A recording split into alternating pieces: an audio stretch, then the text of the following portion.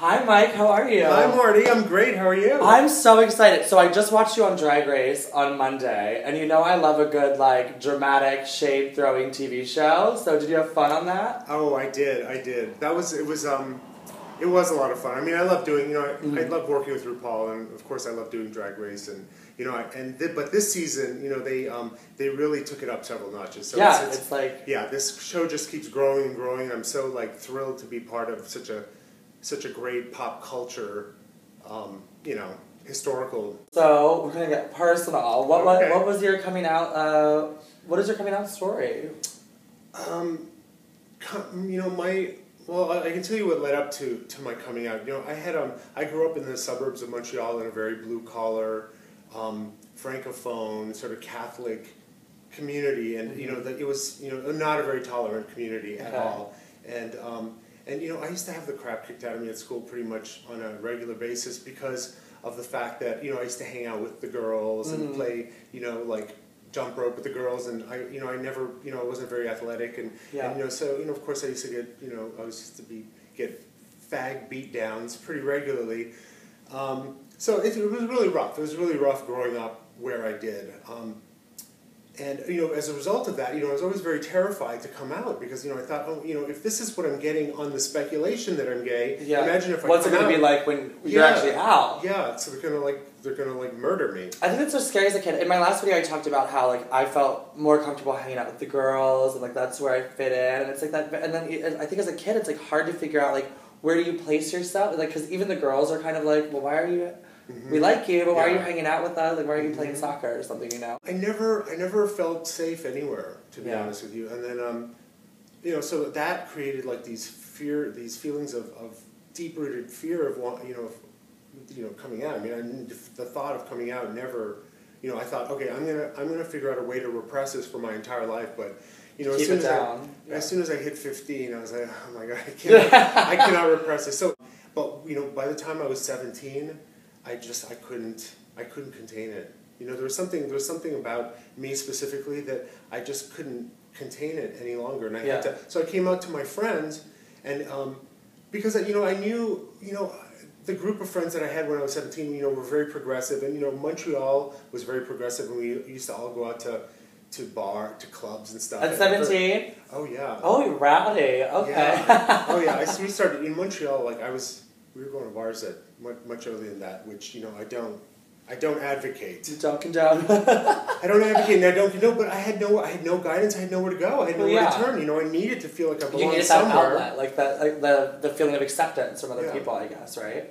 Yeah. So that led to all kinds of feelings of like I needed to escape, and I just needed to escape. And a big part of what I do today is traced back to those feelings of needing to escape. When I was a teenager, or a very young teenager, post-pubescent, I used to have these very elaborate fantasies of, because my reality was too harsh, I had very elaborate fantasies to escape to where everything was beautiful and colorful and perfect, and and I was friends with Brooke Shields, and we used to hang out, on the Blue Lagoon together, and it was, I had a very... And now you know Brooke, right? Well, yeah. That's another full circle moment. Yeah. We, I literally used to have daydreams of Brooke Shields coming over to my house, or I'd go over to her house and we'd sit around and, paint each other's toenails and stuff. And sure enough, flash forward. You're painting each other's toenails now. Yeah, I did a shoot with her. She came over to my house. We shot on my roof, and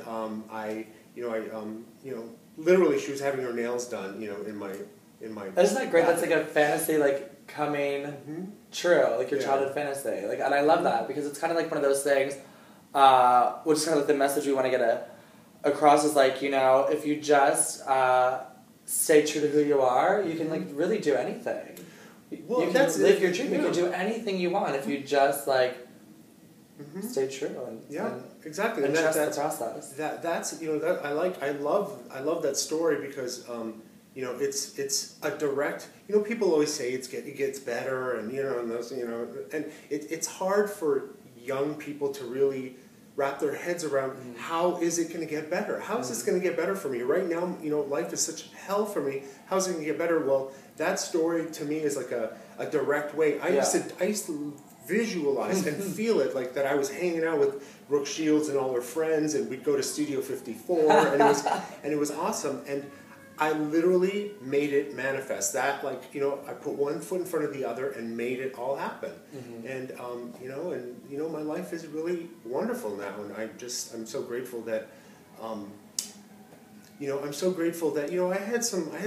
There were times where they were really difficult in my youth that, you know, I thought about like ending it all, but obviously I didn't, and you know, and I was like, oh, very grateful you didn't. I'm so, like, can you imagine? Like I just think to myself, like, oh, if I would have just, how much wonder I would have missed. You know, that little blip in my life where I had it rough.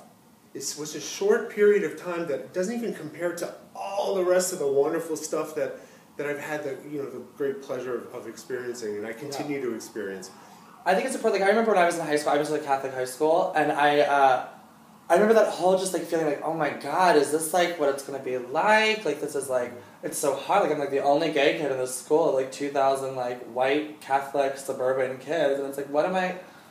God, you know, and I think it's important. Like, I know when I was 14 it was hard to grasp this, but I think it's so like important to remember like what you said, that kind of like this is just like a small moment in your life where kids are like, kids are mean and they're trying to figure out who they are themselves, so like they let their own insecurities out on other kids, and so I think it's just important to remember there's like a lot of like weirdness in that time period, and you just have to like settle with it and know that like high school's not the end all be all. There's more out there. Yeah. There's more out there. Exactly. And you know, life, like, and what ultimately happens is not so much that life becomes magical and easy, and you know, life, there's always challenges in life, but what happens is that you learn from those experiences when you're young. You learn to deal with it and to process it and like let things roll off your back. Now, you know, I mean, I still get flack, you know, like, you know, on Facebook and Twitter, you know, people, you know, still, you know, I still get a lot, you know, there's always going to be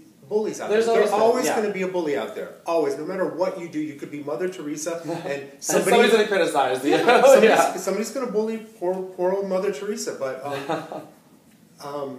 the important thing is to like not engage it and to not worry about it, because I mean, you have to remember when you're in high school, you don't understand that the problem is them and it's not you, but you internalize it like, what's wrong with me that all these people are picking on me? But the reality is the problem is with all of them.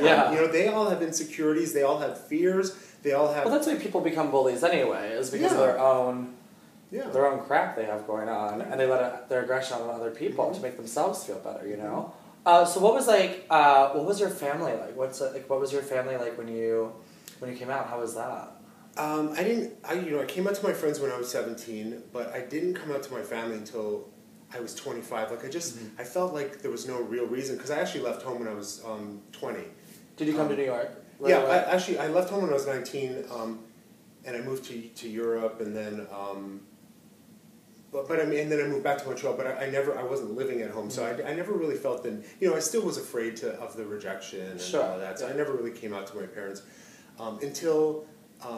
I was living in New York, I was 25 years old, and I was in a relationship, and, you know, and I had very strong feelings for this guy, and my parents came to visit me in New York, and I said, well, you know, I thought, okay, well, you know, I was all up and I'm like, I'm going to sit them down, I'm going to tell them who I am, and they better like it. And, you know, like, I just felt, like, really aggressive about it, and I did. I sat them down, and I'm like, I have something to tell you, and then I told them, I said, you know, like, I'm gay, and, you know, like, kind of like, and what? What are you going to do about it? And they're like, you know, they both looked at each other, and, you know, my parents, and they're like, tell us something we don't know. Yeah, they're like, great, we know. Yeah, it turns out that they had known all along. They were waiting for you to make the decision to tell them. So it was very anticlimactic, and they were incredibly supportive. Like, my parents, and, you know, which is, you know, I'm very fortunate for, but... you know, my dad used to make like fag cracks and jokes and stuff, you know, before he knew I was gay. Just, you know, it's like what people do, you know. They don't mean any real harm, but they don't realize how painful it is for their own child to hear this, you know, because they're hiding something. But then after I came out, like, you know, my dad's like super, you know, he just, all of that went away, and they're like really wonderful. So it was kind of anticlimactic, you know. I didn't have one of those coming out things where, you know, I was rejected by my family, and But, with that said, I didn't, I still struggled with feelings of self-esteem. Oh, No matter, even though my parents supported me, and, I still had feelings of self-esteem, so I moved to New York, and I always felt like, it was like 2 bad decisions away from being ostracized by everybody and living on the streets, and, so I always kind of had this underlying fear. Yeah, I relate to that. My parents are very accepting when I came out of the closet, but there's always that, even now, like in my career and like just living life, it's like there's always that like underlying like, am I good enough? Am I like am I still too effeminate even though I do drag? Like am I like, there's always, I don't know, I think that kind of like all that like stuff kind of sticks with you, and you just have to like work, continue to just kind of like trudge through it and make it happen. I'm glad. Oh my God, I'm glad like. Yeah, I mean, it's important. It's important to say as well. Like a lot of people overcome high school to have wonderful, productive, happy lives. But again, life is always going to have some challenges, and feelings just don't stop the minute high school ends. Yeah. Those feelings don't just stop. You have to work through them, and it took me a while to work through them, but like I have, and now I have like a whole different perspective on life, and and I genuinely like who I am. So when people come for me, or I have like haters or whatever, like I really don't internalize it. Like I really see it for what it is, and I have empathy for them, because I know that they're coming from a place of pain and insecurity, and I don't have ill feelings to people who project their stuff onto me, but I understand that's exactly what it is. They're just projecting their stuff onto me. It's not my stuff. So that's such a great lesson. I'm glad you said that. It's like don't like internalize it, because I still struggle with that stuff. Like when people like, even if they like comment on like a video or like a photo I put on Instagram or whatever, it's kind of like, oh well, do people really think that about? And then it's like, okay, that's like one person projecting something like. Well, and it's so easy to like focus on that one negative thing instead of all the good, and so that's definitely like a struggle. Right, and to that point, something that you have to remember is the very, very small minority of people who have negative stuff to say, unfortunately, are the ones who are vocal. Yeah. So it seems like you're being attacked constantly. They let you know. Yeah, because the 4 people who are projecting their stuff onto you are being vocal about it. Meanwhile, the rest of the world who has who have lives and they're happy and they support you and what you do, they just do it organically. They don't they're not vocal about it.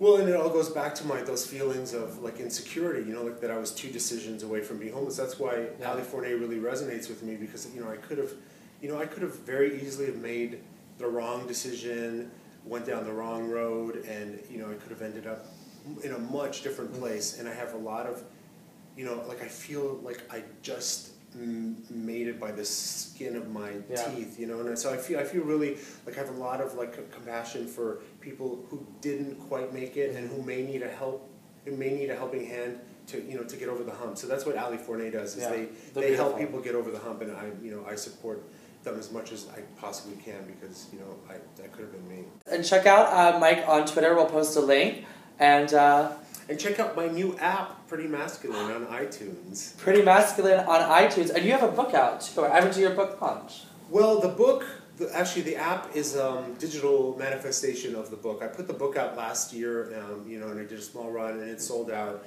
And I wanted to do something that sort of incorporated the images from the book, and plus it's a very broad project. What it is it's a digital version of the book, but it also has a lot of content, like it has a lot of behind-the-scenes videos. Oh, cool. So it kind of engages people invites people into my creative process, and shows people how I do things and how some of the makeup was done on some certain shoots. It's like the book brought to life, kind of. Exactly. And also, a very important factor is that it's a conduit for several charities that I work with. So you can get information and donate directly to several charities from one of the pages on my app. And it's Pretty Masculine is the name of the app? Pretty Masculine. It's for the iPad right now, but in a few weeks it's going to be available for iPhone and Android devices. I'm going to download it on my iPad today. Awesome. Cool. Well, thank you, Mike. I appreciate it. And get the app. Bye.